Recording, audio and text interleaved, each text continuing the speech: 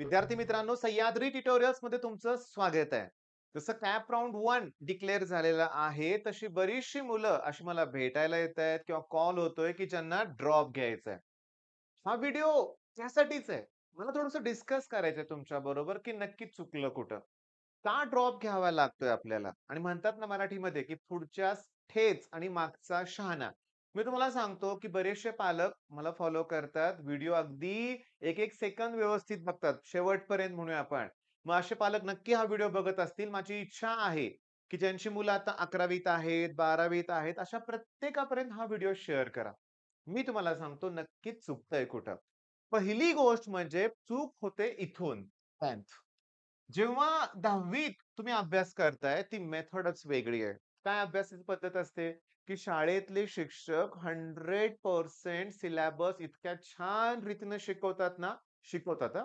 प्राथमिक शिक्षक तर ग्रेटच असतात. माध्यमिक शिक्षक पण अतिशय छान प्रकारे पोर्शन क्लिअर करतात. टेस्ट वगैरे घेतात. Unit test, semester, prelim 1, prelim 2 मस्त चाललेलं असतं. आपण काय करत नाही, आपल्याकडून करून घेतलं जातंय. ओके आणि रिझल्ट जबरदस्त रिझल्ट लागतोय. 10वीत इतके मार्क पडतायत मुलांना की विचारूच नका. जबरदस्त स्कोर होतोय. 96, 97 तर कॉमनच झालं म्हणूया आपण. 98, 99 पाडणारी सुद्धा मुलं आहेत. ओके. म्हणजे 10वीत ईझी सिलॅबस. बरं, शाळेतच शिक्षक क्लिअर करतायत प्लस कोचिंग क्लासेस पण तुम्ही लावताच म्हणूया आपण. तिथं डबल होतंय लक्षात घ्या. आणखीन YouTubeवर तुम्ही जे-आर ट्युटोरियल्स फॉलो करताय. YouTubeमध्ये तुम्ही पार्थ मोमाया नावाचं चॅनल फॉलो करताय आणि 10वीला 1-2च चॅनल आहेत. सगळं छान सुरू असतंय. रिझल्ट चांगला लागतोय. इथून पहिली चूक होते कुठली? की जसं तुम्ही 11th स्टँडर्डमध्ये जाताय, ओके. तेव्हा काय होतं माहितीये का? की ते 10वीच्या मार्कांचीच एवढी हवा असते की नाही, तर मुलं अजून म्हणजे पहिले 2-3 महिने तर हवेतच असतात. प्रत्येकजण स्वतःला टॉपर समजत असतो. आणि ऑब्व्हियसली मग एवढे मार्क पडल्यावर जेईची प्रिपरेशन का करायची नाही? केलीच पाहिजे माझं मत आहे. मग तुम्ही अकॅडमीमध्ये जाता. सुरुवात काय होते बघा, की सुरुवातीला प्रत्येक अकॅडमीमध्ये पहिले 4 महिने एकदम ईझी सिलॅबस घेतला जातो. नाही बरं का, एखादा अपवाद असतो. चांगल्या गोष्टी पण आहेत. पण जास्तीत जास्त ठिकाणी मी अनुभव घेतलाय तो हा. की पहिले 4 महिने एकदम ईझी सिलॅबस. ओके. टेस्टमध्ये पण चांगले मार्क पडतात. काही क्लासमध्ये तर काही असे नोट्स दिले जातात. त्यांना ते मॉड्यूल्स म्हणतात. टेस्टमध्ये सगळे प्रश्न मॉड्यूल्स मधले येतात. मुलं एमसीक्यू पाठ करतात. झालं? बरं. पहिले 4 ते 5 महिने ना अकॅडमीजमध्ये जी काही फॅकल्टीज त्याला मी तर स्टाफ असं लिहितोय लक्षात घ्या. तो एक्स्ट्राऑर्डिनरी असतो. हां, मुलांना ते सगळे शिक्षक आवडतात. त्यांची अटॅचमेंट होते. खूप छान वाटतं. ऑल इंडिया रँक 1 माझीच येणार असं वाटतं लक्षात घ्या आणि तोपर्यंत गडबड व्हायला सुरुवात होते. असं जाणवतं, की अख्खा स्टाफ कुठेतरी गायब झालाय. नवीनच शिक्षक आले, त्यांच्याशी ट्युनिंग जुळत नाही आणि मग ह्यात 11वीचं पूर्ण वर्ष निघून जातं. मग या वर्षात होतंय काय? लॉक टेबल जमतंय? नाही जमत. बोर्डसाठी कुठली प्रिपरेशन केली? बिलकुलच नाहीये. बरं एम-सी-क्यू सॉल्व्हिंग पहिले 4-5 महिने झालं होतं तेवढंच. पुन्हा काही होतच नाहीये. डेली डी-पी-पी दिल्या जातायत की डेली प्रॅक्टिस प्रॉब्लेम दिले जातायत, पण ते होतच नाहीयेत. बॅकलॉग मग लगेच मग ऑनलाईन. मग चला 11th मध्येच बरेच जण ऑनलाईन आणि 100% 11th मध्ये ऑनलाईन मुलं फिजिक्स वालाची बॅच घेतात, जी दी बेस्ट आहे. ओके. दी बेस्ट आहे. अतिशय माफक फीमध्ये जेईईचा हायर लेव्हलचा कंटेंट तिथं शिकवला जातोय. पण मुलांकडून काय होतंय? फक्त बॅकलॉग. एक तर इथून जर तणाव स्टार्ट झाला ना, तो थांबायचं नावच घेत नाहीये. बरं ऑनलाईन पाहिजे, ऑनलाईन पण पालकांनी दिलं तेही होत नाहीये. कारण रोजचा तेवढा वेळ काढताच येत नाहीये. टाईम मॅनेजमेंट चुकते. कारण 10वी पर्यंत आम्ही स्वतःहून काही केलंच नाही ना. आम्ही सकाळी उठलं की कोचिंग क्लासेस, 6 ते 8 क्लास, 8 वर घरी येतोय, ब्रेकफास्ट करतोय, 9 ला शाळेत, 9 नंतर घरी येतोय आणि काही पालक तर 10वी ला मुलांना संध्याकाळी सुद्धा एखादी ट्युशन जॉइन करून देतात. म्हणजे स्वतः काही मुलांनी केलेलंच नाहीये, प्लॅनच नाहीये आणि इथं प्रॉब्लेम स्टार्ट होतोय, बॅकलॉग. मग बॅच घेतले, पण फायदा होत नाहीये का? मला ते पाठीमागचा बॅकलॉग केव्हा करायचा? आणि ते मुलांचं चुकतंय काय माहितीये का? मध्येच कुठलीही ऑनलाईन एखादी बॅच घेतात आणि पाठीमागचा पोर्शन कव्हर करत बसतात. बरं आज अपलोड झालेला व्हिडिओ बघितलाय का? नाही बघितला. का नाही बघितला? मी बॅकलॉग क्लिअर करतोय. मग मी सांगतो, "अरे तू बॅकलॉग क्लिअर करत नाहीयेस, तू बॅकलॉग क्रिएट करतोयस. कधी संपणारच नाही बॅकलॉग." बरं, मानसिकता बिघडली. बरं याच्यानंतर हे सगळं झालं 11th स्टँडर्डमध्ये. मग 12th स्टँडर्ड मध्ये गेल्यानंतर घरात डिस्कशन स्टार्ट होतंय आणि आपण आता क्लासच चेंज करूया. जी अकॅडमी आपण जॉइन केली होती तिथं काही होत नाहीये आणि दुसरा क्लास लावूया. ठीक आहे, मिळाला तर आनंदच आहे, नाहीतर पुन्हा मराठी सांगतो आगीतून फुफाट्यात. याचा अर्थ पहिल्यांदा एका अडचणीत होता, अजून दुसऱ्या अडचणीत आला म्हणूया आपण. असंच होतं, दुसरं काही नाहीये. आणि नंतर जेव्हा दिवाळी येते म्हणूया आपण आणि बोर्डच्या एक्झामला नाही, त्या जेईच्या पहिल्या अटेम्प्टला 1-2 महिने उरलेत हे मुलाला जेव्हा कळतं ना, तेव्हा तो तणावात जातो. इतका तणाव का? कारण जेईचा पहिला अटेम्प्ट जानेवारीमध्ये असतो. ओके. आणि लगेच बोर्डची एक्झाम असते फेबमध्ये आणि यावर्षी माहिती आहे ना, लवकर एक्झाम झाली होती. नेक्स्ट इयर पण तसंच होणार आहे. वेळच नाहीये. मग आता मी जेईचं करू का बोर्डचं करू? बोर्डला 75% आले, तर या जेईच्या मार्काचा काहीतरी फायदा आहे आय-आय-टीला जाताना म्हणूया आपण. पण मी पावणे 2 वर्ष मी स्टुडंटच्या ह्याच्यातून बोलतोय, की पावणे 2 वर्ष स्टुडंटनं बोर्डला हात लावलाय का? नाही. तो जेईच्या एमसीक्यू सॉल्व्ह करतोय. तो एन बुक्स वापरतोय. तो बोर्डचं माहितीच नाहीये. मग अशा वेळेस जे भयंकर टेन्शन होतं ना, इथं चूक होते. जेईच्या पहिल्या अटेम्प्टची पण तयारी प्रॉपर नाही. बोर्डची पण नाही. जेईला आणि जेई वाले काय करतात लगेच रिझल्ट लावतात. तुमची बोर्डची एक्झाम सुरू असतानाच रिझल्ट येतो त्यांच्या पहिल्या अटेम्प्टचा आणि इतका तणाव येतो ना, जेव्हा तुम्हाला 10वी ला 98-99% आणि जेईला 10-12 पर्सेंटाइल मग त्याचा इफेक्ट का नाही बोर्डच्या एक्झाममध्ये होणार? होतोय. आणि बोर्डचे पेपर पण अवघड गेले, की मग आपली जी एम-एच-टी सी आहे त्याचाही परफॉर्मन्स म्हणावा तसा चांगला होत नाही. मग आपल्या व्हिडिओचं टायटलच काय होतं, की नक्की काय चुकतंय किंवा काय चुकलं? तर सांगू का तुम्हाला मी? चुकतंय कुठं माहितीये का? इथं थोडंसं ना कम्युनिकेशन पाहिजे. स्टुडंट आणि पालक. हे बघा कोचिंग क्लासेसला मी नावं ठेवत नाही. ऑफलाईन पण चांगलंच आहे, ऑनलाईन दी बेस्ट आहे लक्षात घ्या. तरी देखील आपल्याकडून ते केलं जातंय का? पालकांना मला विनंती आहे, की तुम्ही फॉलोअप घेताय का? ओके. ऑनलाईन जर तुमच्याकडे एखादी बॅच असेल एखाद्या स्टुडंटची, तर तुम्ही पालक म्हणून त्यांचा परफॉर्मन्स चेक करू शकता. ॲपमध्ये ती फॅसिलिटी असते लक्षात घ्या. तुम्ही त्याच्या परफॉर्मन्सवर गेला, की त्याने किती टेस्ट दिल्या, किती मार्क पडले, हे सगळं कळू शकताय ना. मग वेळ काढला पाहिजे. बरं, आता ही चूक होऊन द्यायची नाहीये.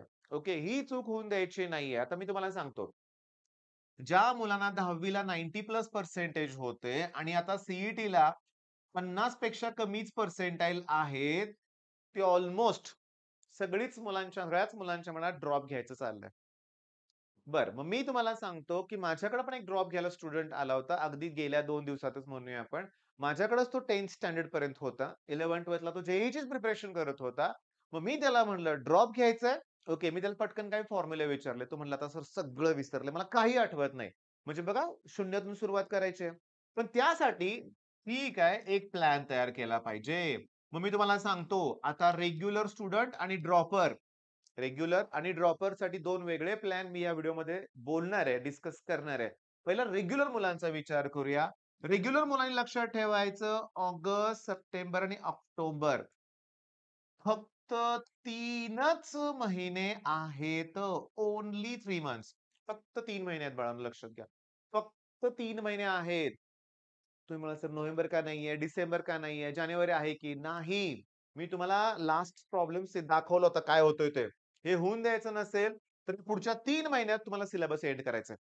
पुढच्या 3 महिन्यात ऑक्टोबर, नोव्हेंबर जास्तीत जास्त पुन्हा पहिले काही 2 आठवडे सिलेबस एंड झाला, की नंतर तुम्हाला रिव्हिजनला वेळ द्यावाच लागणार आहे. जो रिव्हिजन करेल प्रॉपर त्याचा रिझल्ट लागणार आहे. हो. आणि मी तुम्हाला सांगतो, अरे ऑक्टोबर नंतर मुलं जागे होतात. अरे, मला अभ्यास केला पाहिजे. तोपर्यंत एन्जॉय करतात. आपण अगोदरपासून करूया ना. अगोदरपासून करूया. आता मी तुम्हाला सांगतो हे झालं. आता ड्रॉपर मुलांसाठी आपली बॅच ओके लॉन्च होते. मग मी ड्रॉपर्सना काय सांगतोय माहितीये का, की ठीक आहे तुम्ही माझ्याकडचा कोर्स नाही घेतला तरी काही हरकत नाही. पण मी स्टडी प्लॅन तर तुमच्यावर डिस्कस करेल ना. तर मला ड्रॉपर्स बॅचसाठी मला 6 ते 7 महिने लागणार आहेत. ओके. मग August, September, October. November, December, जानेवारी आणि अगदी फेब्रुवारी सुद्धा लागणार आहे मला ड्रॉपर्स मुलांसाठी. बघा, फेब्रुवारीपर्यंत सगळ्या गोष्टी क्लिअर होणार आहेत. नंतर मार्च, एप्रिल ओके, मार्च, फेब्रुवारीपर्यंत म्हणजे मी तुम्हाला सांगू का 6 महिनेच लागणार आहेत लक्षात घ्या. 6 महिन्यातच फिनिश करायचं आहे. आता ड्रॉपर्स ना ओके, तसा कुठला बॅकलॉग नाहीये. तुमचे काही फक्त मानसिकता बदला. बऱ्यापैकी टॉपिक तुमचे झालेले आहेत. अगदी तुम्हाला बघा 12वीच्या मुलांना, जे रेग्युलर मुलं आहेत, त्यांना इंटिग्रेशन सुरुवातीपासून करावं लागणार आहे. निदान तुम्हाला थेरम्स वगैरे माहिती आहेत, बाय पार्ट्स माहिती आहे, सगळं माहिती आहे तुम्हाला किंवा निदान 30-40% तरी पोर्शन झालाय तुमचा. त्यामुळे 6च महिने घेऊया. August, September, October, November, December, जानेवारी. मग फेब्रुवारी, मार्च आणि एप्रिलचे 15 दिवस. 2.5 महिने तुमच्या 200 मार्काच्या फुल लेंथ टेस्ट व्हायला पाहिजेत. ओके.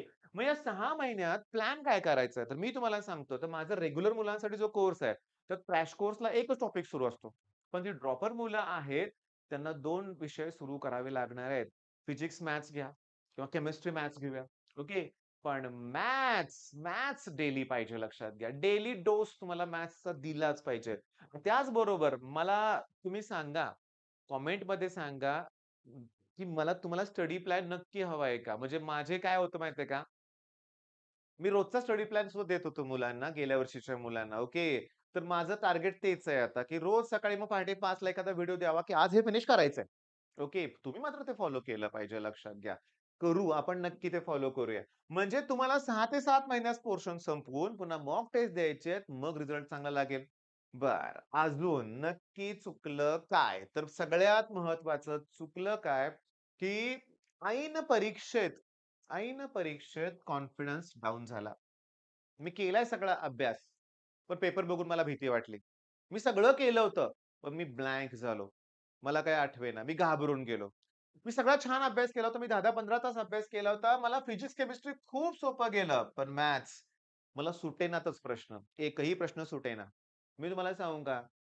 मी नाव न घेता माझ्याच ऑफलाईन मधला स्टुडंट आहे. फिजिक्समध्ये 97, केमिस्ट्रीमध्ये 98 आणि मॅथ्समध्ये 12 पर्सेंटाइल असल्यामुळे ओव्हरऑल काहीतरी 84 पर्सेंटाइल आले. तो म्हणला, "नाही सर, जमलंच नाही." तर मी तुम्हाला सांगू का? नाही. तो कमी पडलाय. ओके. बरीचशी मुलं ना शिक्षकांचं ऐकत नाहीत. हा त्यातलाच होता म्हणूया आपण. आम्ही सांगतोय ना, बरं यावर्षी पण एक मुलगा आहे, की फिजिक्स करायलाच तयार नाहीये. त्याचे काका आले, वडील आले, मनीष, मी म्हणजे मनीष माझा मुलगा मोठा. आम्ही खूप त्याला समजावून सांगितलं, पण नाही. नाही मला फिजिक्स जमणारच नाही. पण केमिस्ट्री आणि मॅथ्समध्ये एक्सपर्ट आहे. नाही चालणार असं. बिलकुल नाही चालणार लक्षात घ्या. बरं, ही मॅथ्सची भीती सगळ्यांना आहे. मॅथ्सची भीती सगळ्यांना आहे. मग यातनं उपाय काय? तर सांगतो उपाय काय. उपाय एवढाच आहे फक्त एका सेकंदात सांगतोय टेक्स्टबुक. पुस्तकाच्या प्रत्येक न्यूमेरिकल वरती कमांड पाहिजे. प्रत्येक टाइप तुम्हाला ओळखता आला पाहिजे. गणितावर बोट ठेवलं की सांगता आलं पाहिजे. हां, हे नाही असं सोडवायचंय. मग नाही जमणार. तुम्ही जाताय जे लेव्हलचे पी-वाय-क्यू सॉल्व्ह करायला. हे राहिलं बाजूलाच टेक्स्टबुक. बरं सर आता आम्ही तर रिपीट करतोय. कशाला बोर्डची एक्झामची प्रॅक्टिस करायची आहे. बोर्डची एक्झामची प्रॅक्टिस तुम्हाला कोण करायला लावतोय? अरे टेक्स्टबुक सॉल्व्ह करायला लावतोय तुम्हाला मी. टेक्स्टबुक हे इम्पोर्टंट आहे. ओके. बरं आता इम्पोर्टंट मी तुम्हाला एक सांगतो. इथं मिस्टेक होते. परीक्षेतली मानसिकता. त्यासाठी ध्यान करा, मेडिटेशन करा, स्वतःला सावरायला शिका. ओके. बरं. आता हे सगळं ठीक आहे. झालं आपलं छान बोलणं. नाही सर आता डन. ड्रॉप घ्यायचंच आहे. तर मी तुम्हाला क्लिअरली सांगतो, आपलं सह्याद्री ट्युटोरियल हे ॲप पहिला डाउनलोड करा. ड्रॉपरसाठी वेगळी बॅच येणार, पण त्याच्या अगोदर व्हिजन बॅच वरचे फ्री व्हिडिओ आहेत वेगवेगळ्या फोल्डरमधले शोधा, ते बघा. मुलं बघितलेत बरं का मी. आता मी तुम्हाला सांगू का? Dinesh sir, okay. मी फिजिक्स ज्ञान मुकेश नायक सर, त्याच्यानंतर सोबीन सर, म्हणजे मला जे माहिती आहे त्यांची नावं सांगतो. अभिषेक सर. आम्ही एकच ॲप्लिकेशन वापरतो क्लास प्लस. ओके. मग या मुलांची कंप्लेंट काय सर डाटा खूप लागतोय. लागणारच ना. काही छोटे व्हिडिओ आहेत का 5-5 मिनिटाचे. एक सब्जेक्ट शिकवायचं म्हणजे व्हिडिओ जास्त वेळ लागणारच ना. तुम्हाला सांगतो जास्त डाटा लागणारच ना. मग ह्याचा काय विचार करताय? पालक तयार नाहीत का तुम्हाला डाटा घेऊन द्यायला? सगळं तयार असतं. तुम्हाला वेळ नसतो. चूक काय होते तुमची? आहे तो व्हिडिओ 1.25, 1.5 च्या स्पीडनं बघायचा. गरज नाहीये. मी तुम्हाला सांगतो पहिला हे करून बघा. ओके. जरा व्हिडिओ बघा. तुम्हाला ठीक आहे, माझ्याकडेच नाहीये. YouTubeवर मी आता नाव घेतलं बऱ्याच शिक्षकांचे. भरपूर अजून लोकं आहेत, की क्रॅश कोर्स प्रोव्हाईड करतायत. पेड कोर्सेस आहेत. तुम्हाला जो शिक्षक आवडेल ना, त्यांचा कोर्स फॉलो करा. असं मी का म्हणतोय ड्रॉपरसाठी? कारण ड्रॉपरसाठी स्पेशल ड्रॉपर्स बॅच ऑफलाईन नाहीयेत कुठं. असती तर आनंदच आहे. पुण्यात एखादी गोष्ट असू शकते, पण एवढी मुलं मिळतच नाहीत. ड्रॉपर्स कमी असतात, मी आत्ता सांगतो. बरं, आता लास्ट इयर माझ्याकडे काही ड्रॉपर होते. त्यातल्या एकाचं सी-यू-ई-पीत ॲडमिशन झालंय. Okay, 99 plus percentile. पण मेन पॉइंट काय आहे, की त्यांनी सेल्फ स्टडी जास्त केला होता. ओके, अगदी पहिल्या 2 महिन्यातच ग्रिप घेतली होती. पुन्हा माझ्या ऑफलाईन लेक्चरला एकाही बसायची त्यांना गरज लागली नाही. तुम्हाला सांगतो जितक्या लवकर होईल त्यांनी फुल लेंथ टेस्ट स्टार्ट केली होती. ओके, बारामतीला त्यांचा चैतन्य नावाचा एक क्लास होता, दी बेस्ट. तिथून त्यांनी टेस्ट सीरीज पण घेतली होती. म्हणजे तोही क्लास फॉलो केला होता. माझ्याकडचंही फॉलो केलं होतं. ॲट द एंड ॲडमिशन कुठे झालं? सी-यू-ई-पीत. पर्सेंटाइल थोडं इकडं-तिकडं होतील बरं का. म्हणजे मला माहीत नाहीत. 99 बोललो मी तुम्हाला.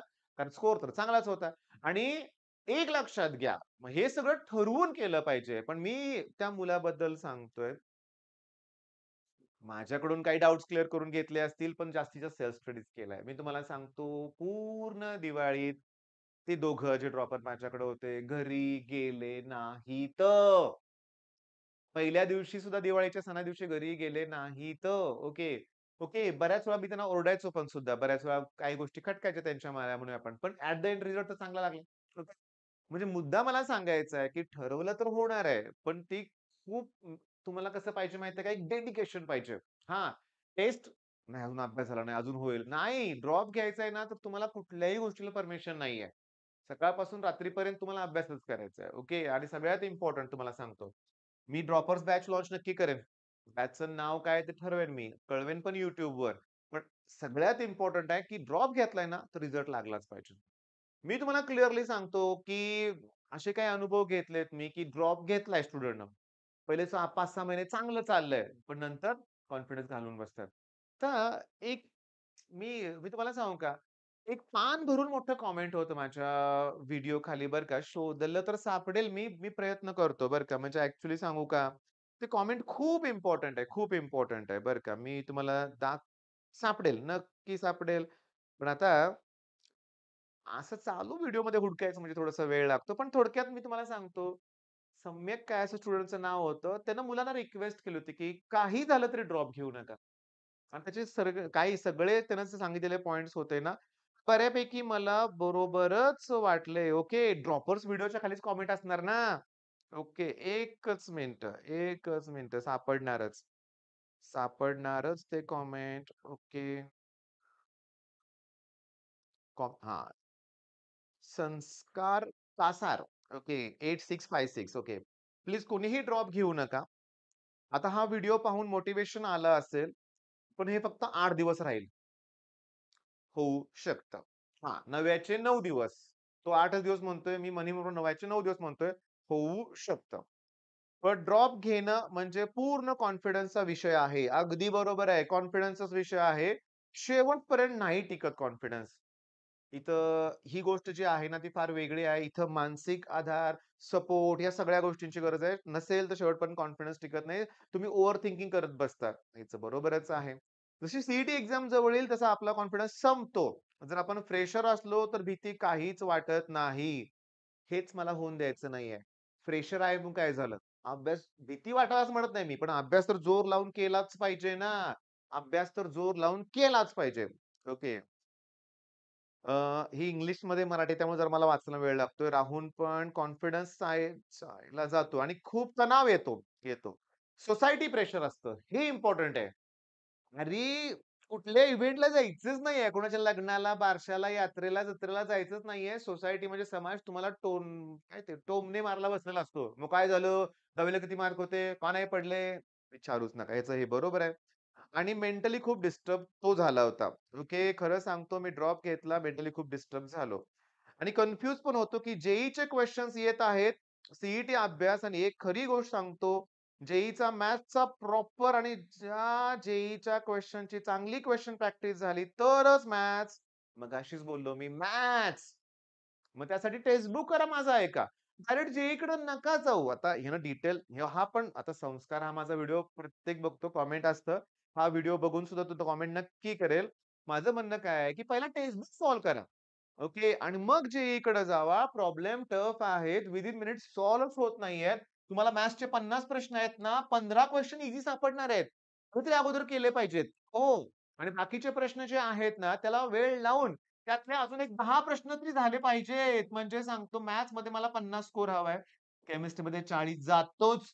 प्रॉपरली फॉलो केलं तर जातोच आणि मॅथ्स, फिजिक्समध्ये 20च्या ऐवजी 15 पकडलं, तरी बहुतेक 105 स्कोर होतोय आणि 105 म्हणजे हे 96 तरी पर्सेंटाइल होतायत. बरं, बरं. आता येतात असेल हिम्मत ड्रॉपची तर पार्शल ड्रॉप घ्या असं त्याचं म्हणणं आहे. मी याच्या विरोधात आहे. पार्शल ऑलरेडी वेळ द्यावा लागतोय. पार्शियल ड्रॉप घेऊन तुम्ही तुमचं फर्स्ट इयर इंजिनिअरिंग पण करताय, ड्रॉप पण घेताय. अवघड आहे. मी सांगतो दिवसभर सीईटीचा अभ्यास करावा लागतो. चांगल्या कॉलेजला जाऊन हॉस्टेल लाईफ जागेल तर मी सांगतो ड्रॉप घेऊ नका. कारण हे पूर्ण चुकीचा निर्णय आहे. शेवट एवढं सांगतो, की घ्यायचाच असेल तर पार्शियल ड्रॉप घ्या. ओके. बऱ्याच मुलांनी त्याला रिप्लाय पण दिलाय, की त्याचे मार्क्स विचारलेत, पण परत त्याचा रिप्लाय नाही आला, असू दे काही हरकत नाही. पण त्याचे बरेचसे पॉइंट बरोबर आहेत. मग आता मुद्दा काय? ड्रॉप घ्यायचं ठरवलेलंच आहे, तर अभ्यासाला सुरुवात केली पाहिजे. सुरुवात तर जोरात केली पाहिजे. ओके. नव्याचे 9 दिवस नको आहेत. ओके. कायम तुम्ही एंगेज राहायला पाहिजे. त्यासाठी एखादी ऑनलाईन बॅच घेतली पाहिजे. मग ऑनलाईन बॅच देणारे YouTubeवर जे चॅनल आहेत ना, मी तुम्हाला त्या सगळ्या चॅनलची नावं सांगतो. ऑब्व्हियसली पहिल्यांदा दिनेश सर. ओके. बघा आपलं सह्याद्री ट्युटोरियल्स चॅनल तर आहेच, आपलं ॲप आहे. पण हे सुद्धा चॅनल बेस्टच आहे. नंतर गणित अंक चॅनल आहे. ओके. त्याच्यानंतर मी तुम्हाला सांगतो मॅथ्ससाठी, फिजिक्ससाठी तुम्हाला सांगतो आर-जी सर आहेत, पी-जी-एम-एन सर आहेत. ओके. अजून पण आहेत. असतील नाही, आहेतच. पण मला जे माहिती आहे, जे मी पर्सनली या सगळ्यांशी बोलतो, ह्या सगळ्यांशी माझी ओळख आहे. ज्यांचे मी लेक्चर्स बघितलेत, मला कॉन्फिडन्स आहे अशीच नावं लिहितोय. बाकीचे छान असते तुम्ही कमेंट्समध्ये नक्की सांगा बरं का. हे झालं मॅथ्ससाठी, हे झालं फिजिक्ससाठी. मग केमिस्ट्रीसाठी मला माहीत आहे सोविन सर, की जे ऑनलाईन बॅच प्रोव्हाईड करतायत. केमिस्ट्रीसाठी स्पेशली केमिस्ट्री घेणारे कुठले शिक्षक आहेत तर मला माहीत नाहीये किंवा मी कुणाला फॉलो तसं अजून केलेलं नाहीये. मग हे चॅनल्स तर आहेत, त्यांच्यावर पेड कोर्सेस आहेत. ओके. नक्की तुम्ही फॉलो करू शकता. बरं, आता सगळ्यात इम्पोर्टंट काय? कुणाचंही मी सांगतो, अगदी आता ह्यांचे लेक्चर्स मी बघितलेत. वन शॉट लेक्चर जबरदस्त आहेत. फ्री आहेत YouTubeवर. पण तेवढा वेळ आहे का तुमच्याकडे? 3-3 तासाचे सरांचे लेक्चर्स आहेत. तुम्ही 3 तासाचं ड्युरेशन बघून व्हिडिओज ऑन करत नाही. मग इथं डेडिकेशन ठेवा. कुणाचाही कोर्स घेतला तर अशी जादू होणार नाहीये. 10वी पर्यंत ते शक्य होतं. आता नाहीये लक्षात घ्या. त्यामुळं अभ्यास करा, अभ्यास करा. तुमचे काही डाउट असतील कमेंटमध्ये नक्की सांगा. यावर मला पुन्हा व्हिडिओ बनवायचा आहे. आणि हो, रेग्युलर स्टुडंट जरी असाल ना, तर लक्षात घ्या लवकर पोर्शन क्लिअर करायचं, टेस्टच्या मागे लागायचंय. All the best.